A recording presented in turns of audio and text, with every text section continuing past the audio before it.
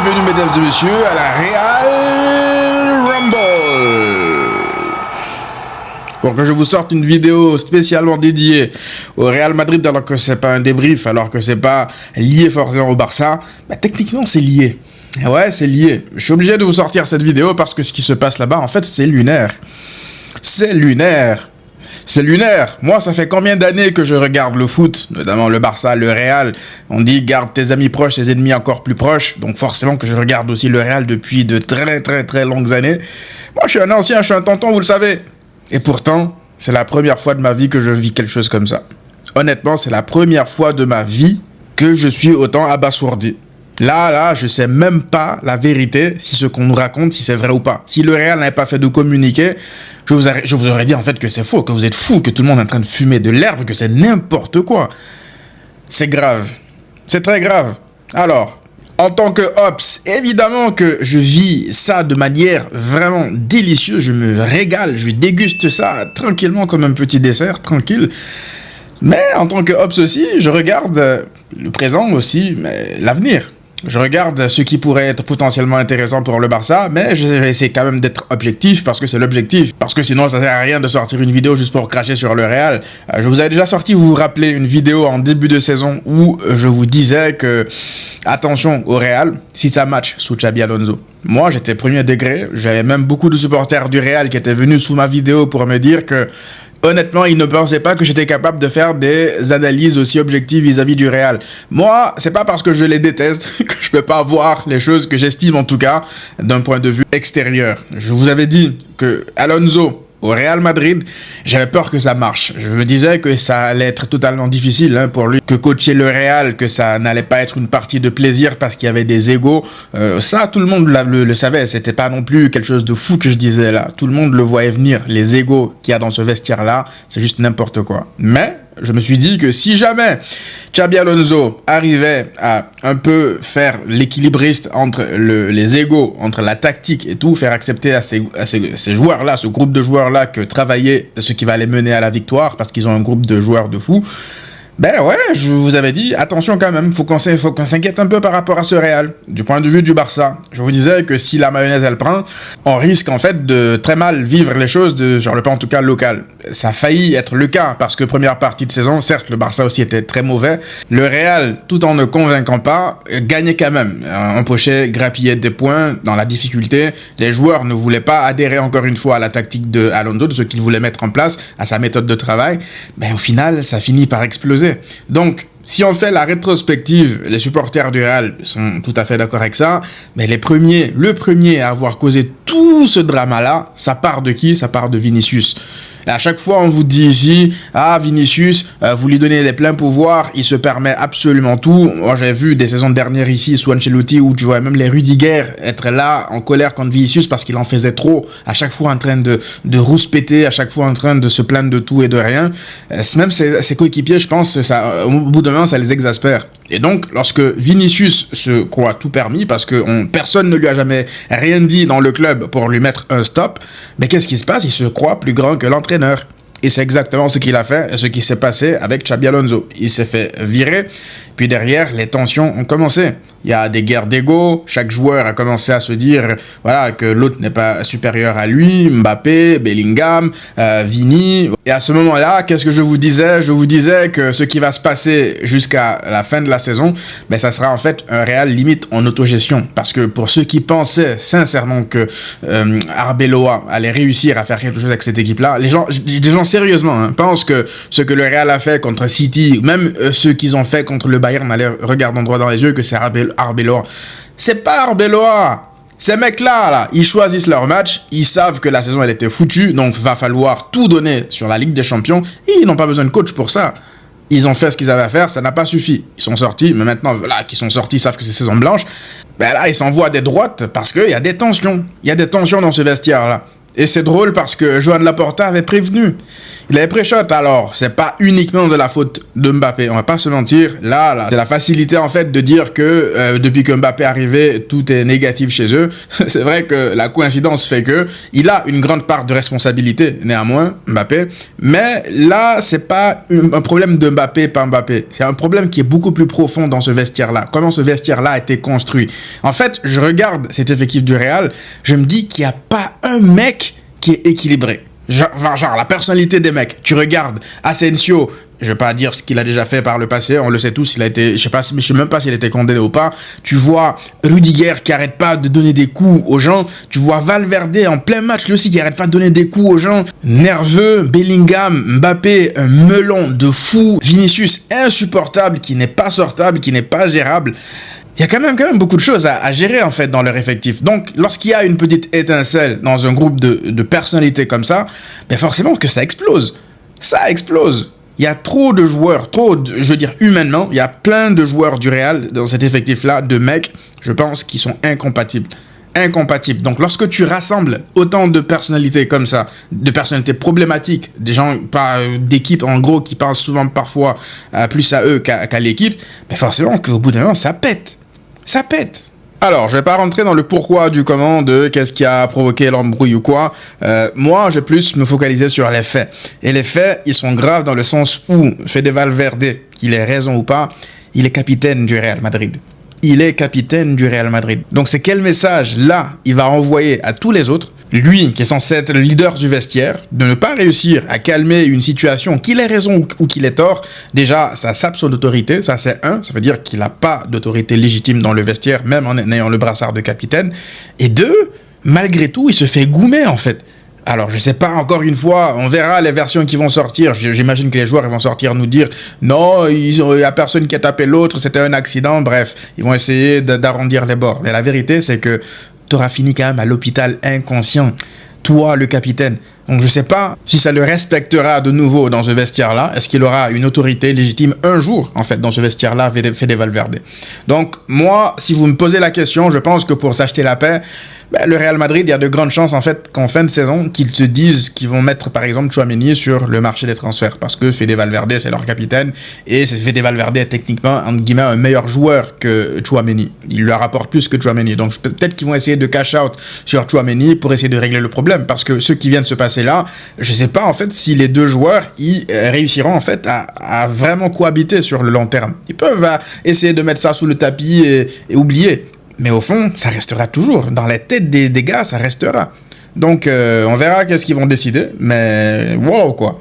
Donc, du point de vue du Barça, on regarde ça, on se dit, ok, peut-être qu'ils vont réussir à gérer tout ça. Mais c'est vrai que là, je ne sais pas quelle sera la décision de Florentino Pérez, parce que lui aussi, hein, il est le plus grand responsable de tout ça. Lui, Florentino Pérez, c'est lui le chef d'orchestre d'absolument tout ce qu'on est en train de voir là. Il a chassé Mbappé pendant des années. Je pense qu'aujourd'hui, s'il y a des tensions dans le vestiaire, c'est en partie aussi à cause des clans qui se sont créés entre les pro-Mbappé et les anti-Mbappé dans le vestiaire même du Real Madrid, parce qu'on parle beaucoup des pro-Mbappé, anti-Mbappé sur les réseaux, mais dans le vestiaire, on sait tous que les Français, ça a été confirmé par des journalistes fiables, que les Français, ils sont derrière Mbappé, et ça, d'ailleurs, ce sont ses seuls acolytes dans le vestiaire, et tout le reste, les Vini, les Bellingham, les Valverde, ils sont contre lui. Donc lorsque je vois cette bagarre entre Bellingham, je dis Bellingham, lapsus révélateur, entre Tchouaméni et Valverde, moi je me dis la vérité que les tensions, elles existent. Elles existent à cause de la présence de Mbappé. Pas que c'est à cause de lui que tout part comme ça en vrille, mais que si on en arrive à une bagarre comme celle-ci, qui est la plus grave, je pense, de l'histoire, encore une fois, de leur club, ben, c'est parce qu'il y a ces petits problèmes de clans. Il y a déjà eu des clans dans le vestiaire du Real, mais jamais à ce point-là. Donc, résultat, Valverde out pour le Classico, il ne sera pas là. Je ne sais même pas si Tchouaméni sera là, lui aussi. Hein. Ça sera au Real la direction de décider s'il y a des sanctions ou pas. Mais moi, un petit conseil à Valverde. Frérot, moi, tu sais, j'ai un pote qui s'appelle Aurélien. Un Renoir qui s'appelle Aurélien, il n'y a personne qui s'attaque à lui. Parce que lui, là, tu l'attaques, il va te réinitialiser. Il va te réinitialiser, un Camerounais en plus. Il tape des gens pour vivre. Toi, c'est sur un mec comme ça que tu vas te jeter. Ce que Tchouaméni lui a fait, apparemment, c'est très grave. Parce que le mec, il aurait même perdu conscience. perdu conscience.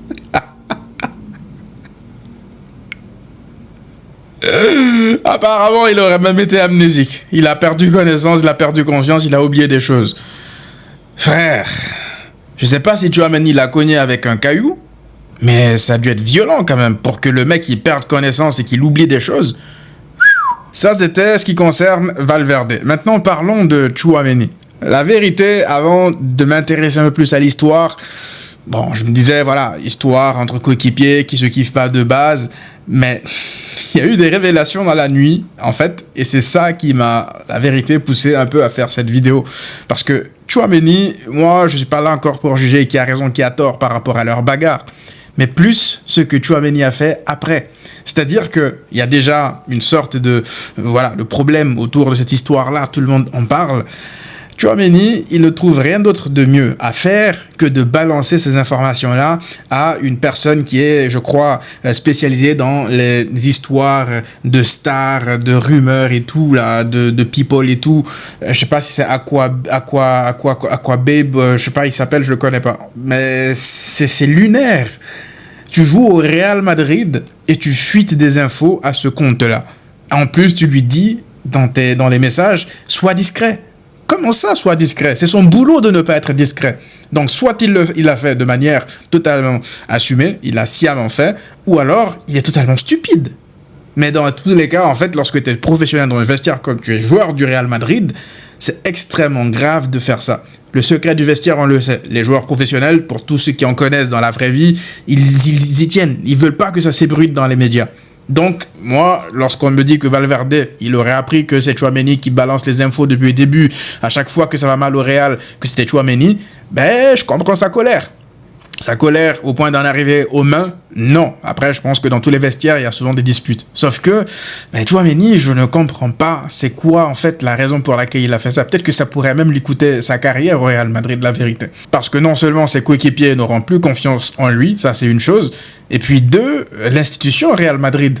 Parce que là, beaucoup pensaient que c'était Mbappé, Ceballos, un autre joueur qui balançait les trucs, mais on se rend compte que ben, la source de beaucoup de personnes au Real Madrid, c'est Tchouaméni.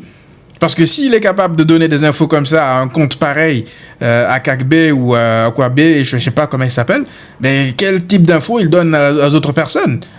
Bref, Tchouaméni, c'est très très grave ce qu'il a fait. Moi, ça aurait été un joueur de mon club, honnêtement, je lui en aurais énormément voulu aussi, parce que ça participe en fait à rendre en fait la situation ridicule. Parce que tout ça, là, le Real n'a pas besoin de ça. Moi, ça aurait été mon club, on n'a pas besoin de ça. On a besoin de se focus pour travailler, aller tous dans le même sens et pas débruiter, de faire fuiter des choses à chaque fois que ça va mal. Déjà que c'est un vestiaire, je vous l'ai dit, les personnalités des mecs là, humainement, je veux dire, c'est un asile à ciel ouvert en fait. Si vous me posez la question, moi je vous dirais que le Real Madrid a raté en fait un tournant de son histoire en virant de Xabi Alonso. Parce que au moment même où ils auraient dû essayer de sortir de ce style de management où c'est la république des joueurs, où ce sont les joueurs qui ont le contrôle, où l'entraîneur n'est pas le maître du bateau, ben tu te mets en fait dans les conditions pour continuer à vivre comme ça. Parce qu'ils peuvent ramener Mourinho, on va en parler de Mourinho, parce que là, Alonso, c'est un coach qui met en avant la tactique, qui est minutieux sur plein de détails, qui, voilà, l'école des nouveaux coachs modernes, quoi. Ils ne lui ont pas donné les clés du camion, ils n'ont pas soutenu le coach et ils n'ont pas laissé Alonso travailler. Ils ont laissé les joueurs avoir encore plus de pouvoir en le virant. Parce que c'est quel message que tu envoies? C'est-à-dire que les joueurs ont le pouvoir de faire virer un coach. Donc non seulement tu as renforcé la position, la force des joueurs dans ton équipe, en plus, derrière, ça va être difficile, en fait, pour notre entraîneur de venir et d'asseoir sa domination parce que les joueurs, ils se sont habitués à ce laxisme-là pendant trop longtemps. Le Real aurait très bien pu essayer d'entamer encore une fois un nouveau cycle, repartir sur des bases saines, laisser les clés du camion à à Alonso, même s'il fait saison blanche. Moi, je pose la question aux supporters du Real. Est-ce que vous n'auriez pas quand même préféré faire saison blanche avec Alonso? Voir ce que ça donne. Est-ce qu'il y a eu du progrès? Est-ce qu'il y a eu des choses qu'on peut mettre de l'avant s'il avait en tout cas les pleins pouvoirs depuis le début? Saison blanche, pas saison blanche. Voir en fait ce que ça aurait donné. Lui donner du temps en fait, tout simplement. Parce que le foot moderne, c'est ça. Tu regardes le PSG, tu regardes le Bayern, Arsenal, le Barça, toutes les grosses équipes aujourd'hui, ce sont les coachs qui sont au-dessus des joueurs. Il n'y a aucune équipe où tu vois les joueurs être au-dessus du coach. C'est impossible. Il n'y a qu'au Real Madrid, en fait. Et donc, ils se disent que c'est Mourinho qui va régler ça. Ben moi, je suis désolé, je suis pas d'avis. Je suis pas d'accord avec les personnes qui pensent qu'il leur faut l'autorité parce que, comme d'habitude, hein, nous, on y croyait aussi avec Koeman à l'époque. Oui, c'est lui qui va redresser, c'est lui qui va... On est passé un peu par ça. Pas à ce point-là, par contre. Pas au point où ils en arrivent aux mains, c'est vrai. Mais c'était un peu la pagaille dans le vestiaire du Barça. Après l'époque Bartomeu, on s'en rappelle, le club des Amigos, etc. Sauf que là, c'est 50 fois pire, en fait. Du coup, ils se disent que Mourinho, c'est le méchant policier, c'est toujours comme ça. On s'imagine qu'il va y avoir un coach qui va faire le ménage et que tout le monde va filer droit. Sauf que Mourinho, c'est pas un mec qui est très fort dans le management, dans le man management, sauf s'il a vraiment des soldats qui sont derrière lui et qui y croient. Comme c'était le cas à l'Inter par le passé, à Chelsea, lorsque ça marchait. Des mecs qui veulent se salir pour lui, mourir pour lui. Est-ce que c'est ce Mourinho-là, aujourd'hui, qui est là? C'est ça aussi la question qu'il faut se poser. Moi, je ne pense pas que le Mourinho de 2026 soit le même que le Mourinho de l'époque. Donc, je pense qu'il risque de tomber de haut, en retombant encore une fois dans ces travers-là, de penser que va falloir prendre un mec qui va juste amener cette autorité-là naturelle et le pouvoir de l'amitié, ça va filer droit. Moi, je pense que ça va encore plus exploser avec un Mourinho, avec la personnalité de Mourinho, avec les égos, parce que ce ne sont pas les mêmes joueurs. Ça aussi, il faut le rappeler. Ce ne sont pas les mêmes joueurs qu'à l'époque. Ce ne sont pas des joueurs qui ont l'esprit collectif, qui mettent l'équipe en avant d'abord et avant tout. Il y a beaucoup de gens dans cette équipe-là, les faux posts sur Instagram pour faire croire qu'ils sont posts, les faux culs à chaque fois. C'est des mecs avec des melons de fou. Donc moi, je ne vois aucun monde, où ces joueurs-là arrivent en fait à aller dans le même sens que Mourinho. J'ai hâte de voir. Peut-être qu'ils prouveront le contraire. Peut-être qu'ils réussiront de nouveau avec le pouvoir de l'amitié dans le foot moderne, réussir à scam une Ligue des Champions. J'y crois très peu. Je vous dis la vérité, j'y crois très peu. Donc je ne pense pas que ce soit Mourinho qui soit la réponse à tous ces problèmes-là. Mais voilà, c'est la direction que Florentino Pérez a décidé de prendre. Moi, je pense que ça va se terminer exactement comme son premier mandat à l'époque où il a dû démissionner parce que voilà, il avait perdu le contrôle de son équipe, tout simplement. C'est le cirque là-bas. Clairement, c'est clairement le cirque. Il prépare ce classico-là de la pire des manières possibles. Je pense que le Barça n'a pas d'excuses. Hein. Là, tu vois ce qui est en train de se passer de l'autre côté. Le Barça a zéro pression. On parlera du classico de toute façon. Je pense que là, le classico, en tout cas, il est lancé. C'est le Real qui nous lance le classico là. Le Barça n'a même pas besoin de faire grand-chose. Le Real, là, il nous donne de l'entertainment gratuit. Donc, merci vraiment du fond du cœur. Je tenais juste à remercier avant de terminer cette vidéo le Real Madrid pour toutes ces 2 années de hate watch, vraiment là, qui me font du bien. Vraiment là, je sais pas, c'est quand la dernière fois sur une période aussi longue que j'ai pu en fait autant kiffer ma vie en regardant le Real en mode hate watch. Que ça soit sur les matchs, que ça soit l'extra sportif, que ça soit surtout en fait. Donc merci. Merci franchement, je sais pas si c'est comme ça que vous aussi, vous nous regardiez lorsqu'on est dans notre Banterera, mais j'espère en fait de tout mon cœur que ça continue comme ça. Donc continuez comme ça, on vous encourage, ne lâchez pas. T'es mon frère, tu sais comment on parle tous les deux. Vraiment, je salue ton courage, baisse pas les bras et personne ne va te toucher.